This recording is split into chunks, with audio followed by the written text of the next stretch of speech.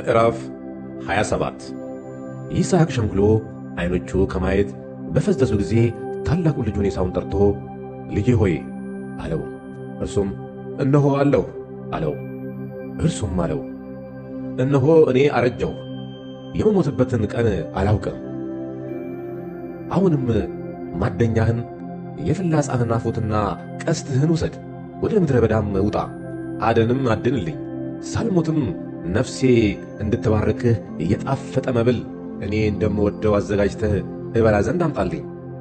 ርብቃም ይስሐቅ ለልጁ ለኤሳው ሲናገር ትሰማ ነበር። ኤሳውም አደን አድኖ ሊያመጣ ወደ ምድረ በዳ ሄደ። ርብቃም ልጇን ያዕቆብን እንዲህ አለችው፣ እነሆ አባትህ ለወንድምህ ለኤሳው አደን አድነህ አምጣልኝ፣ ሳልሞትም በልቼ በእግዚአብሔር ፊት እንድባርክህ የጣፈጠ መብል አድርግልኝ። ሲነግረው ሰማው።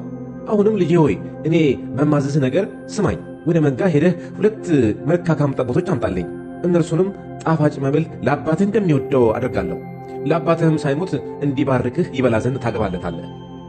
ያዕቆብም ርብቃ እናቱን አላት፣ እነሆ ኤሳው ወንድሜ ጠጉራም ሰው ነው፣ እኔ ግን ለስላሳ ነኝ።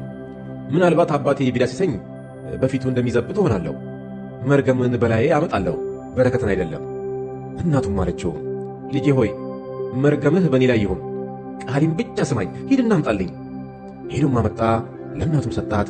እናቱም የጣፈጠውን መብል አባቱ እንደሚወደው አደረገች። ርብቃም ከእርሷ ዘንድ በቤት የነበረችውን የታላቁን ልጇን የኤሳውን መልካሙን ልብስ አመጣች፣ ታናሹንም ልጇን ያዕቆብንም አለበሰችው።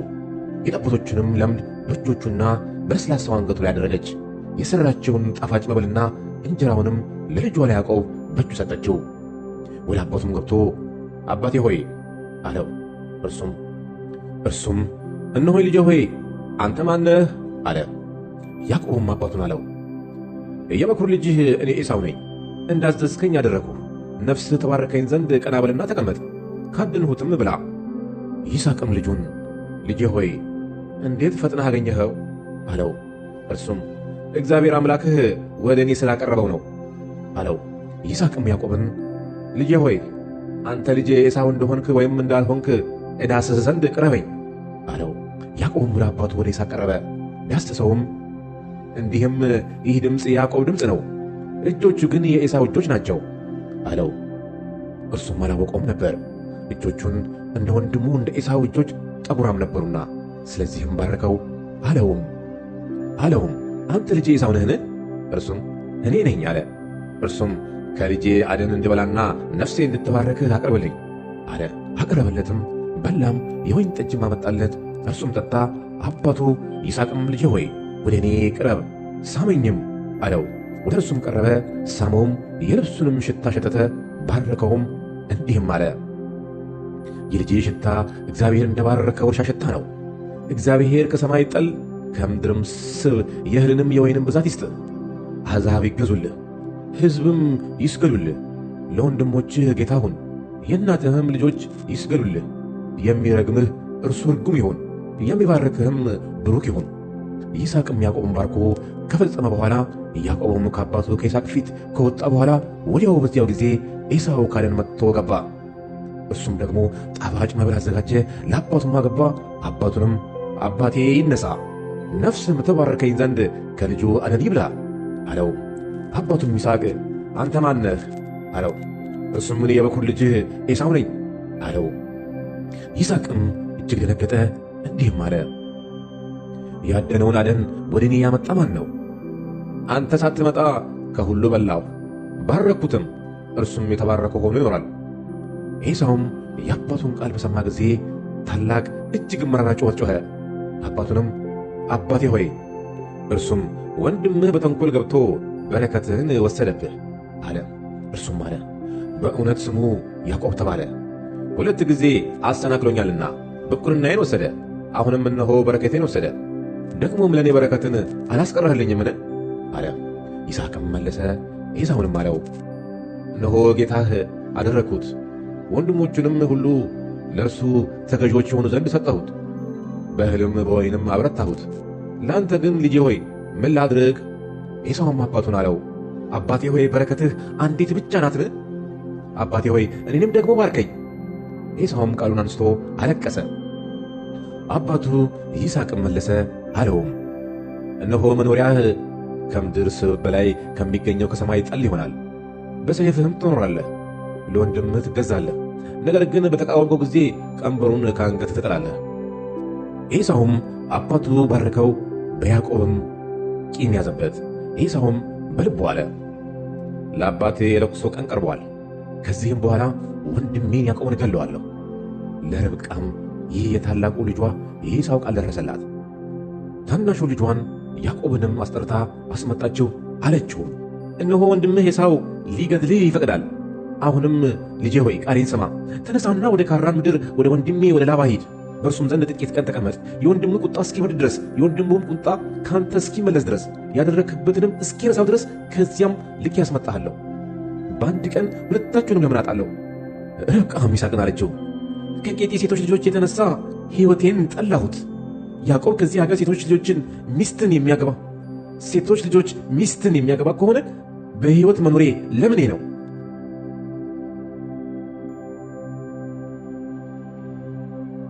ምዕራፍ 28 ከከነዓናውያን ሴቶች ልጆች ሚስትን አታግባ። ተነሳና ወደ እናትህ አባት ወደ ባቱኤል ቤት ወደ ሁለቱ ወንዞች መካከል ሂድ። ከዚያም ከእናትህ ወንድም ከላባ ሴቶች ልጆች ሚስትን አግባ። ሁሉን የሚችል አምላክም ለብዙ ሕዝብ ጉባኤ እንድትሆን ይባርክህ፣ ያፍራህ፣ ያብዛህ። ስደተኛ ሆነህ የተቀመጥክባትን እግዚአብሔርም ለአብርሃም የሰጣትን ምድር ትወርስ ዘንድ የአብርሃምን በረከት ላንተ ይስጥህ፣ ለዘርህም እንዲሁ እንደ አንተ። ይስሐቅም ያዕቆብን ሰደደው። እርሱም የያዕቆብና የኤሳው እናት የርብቃም ወንድም የሚሆን የሶርያዊ ባቱኤል ልጅ ላባ ወዳለበት ወደ ሁለት ወንዞች መካከል ሄደ። ኤሳውም ይስሐቅ ያዕቆብን እንደባረከው ባየ ጊዜ ከዚያም ሚስትን ያገባ ዘንድ ወደ ሁለት ወንዞች መካከል እንደሰደደው በባረከውም ጊዜ ከከነዓን ሴቶች ልጆች ሚስትን አታግባ ብሎ እንዳዘዘው ያዕቆብም የአባቱንና የእናቱን ቃል ሰምቶ ወደ ሁለቱ ወንዞች መካከል እንደሄደ የከነዓናውያን ሴቶች ልጆች በአባቱ በይስሐቅ ፊት የተጠሉ እንደሆኑ ኤሳው ባየ ጊዜ ኤሳው ወደ እስማኤል ሄደ። ማዕሌትንም በፊት ካሉት ሚስቶቹ ጋር ሚስት ትሆነው ዘንድ አገባ። እርሷም የአብርሃም ልጅ የሆነ የእስማኤል ልጅና የነባዮት እኅት ናት። ያዕቆብም ከቤርሳቤህ ወጥቶ ወደ ካራን ሄደ። ወደ አንድ ስፍራም ደረሰ። ፀሐይም ጠልቃ ነበርና ከዚያ አደረ። በዚያም ስፍራ ድንጋይ አነሣ፣ ከራሱም በታች ተንተርሶ በዚያ ስፍራ ተኛ። ሕልምም አለመ። እነሆም መሰላል በምድር ላይ ተተክሎ ራሱም ወደ ሰማይ ደርሶ እነሆም የእግዚአብሔር መላእክት ይወጡበት ይወርዱበት ነበር። እነሆም እግዚአብሔር በላይ ይቆሙበት ነበር። እንዲህም አለ፣ የአባትህ የአብርሃም አምላክ የይስሐቅ አምላክ እኔ እግዚአብሔር ነኝ። ይህችህን አንተ የተኛህባት ምድር ለአንተም ለዘርህም እሰጣለሁ። ዘርህም እንደ ምድር አሸዋ ይሆናል። እስከ ምዕራብና እስከ ምስራቅ፣ እስከ ሰሜንና እስከ ደቡብ ትስፋፋለህ። የምድርም አሕዛብ ሁሉ በአንተ በዘርህም ይባረካሉ። እነሆም እኔ ካንተ ጋር ነኝ። በምትሄድበትም መንገድ ሁሉ እጠብቅሃለሁ፣ ወደዚህች ምድር እመልስሃለሁ። የነገርኩህን ሁሉ እስካደርግልህ ድረስ አልተውህምና። ያዕቆብም ከእንቅልፉ ተነስቶ በእውነት እግዚአብሔር በዚህ ስፍራ ነው? እኔ አላወቅሁም ነበር አለ። ፈራ፣ እንዲህም አለ፣ ይህ ስፍራ እንዴት ያስፈራ! ይህ ስፍራ የእግዚአብሔር ቤት ነው እንጂ ሌላ አይደለም። ይህም የሰማይ ደጅ ነው። ያዕቆብም አሉ ተነሣ፣ ተንተርሶት የነበረውንም ድንጋይ ወስዶ ሐውልትን አድርጎ አቆመው፣ በላዩም ዘይትን አፈሰሰበት። ያዕቆብም ያንን ስፍራ ቤቴል ብሎ ጠራው። አስቀድሞ ግን የዚያች ከተማ ስም ሎዛ ነበረ።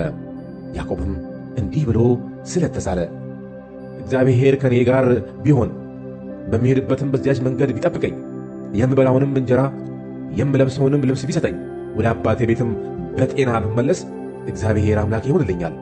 ለሐውልት የተከልኩት ይህ ድንጋይ የእግዚአብሔር ቤት ይሆናል። ከሰጠኸኝም ሁሉ ለአንተ ከ10 እጅ አንዱን እሰጥሃለሁ።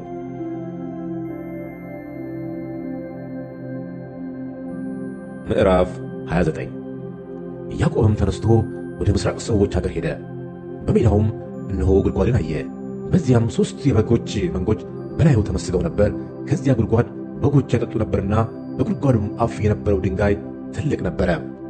መንጎቹም ሁሉ ከዚያ በተከማቹ ጊዜ ድንጋዩን ከጉድጓዱ አፍ ገለል አድርገው በጎቹን ያጠጡ ነበር።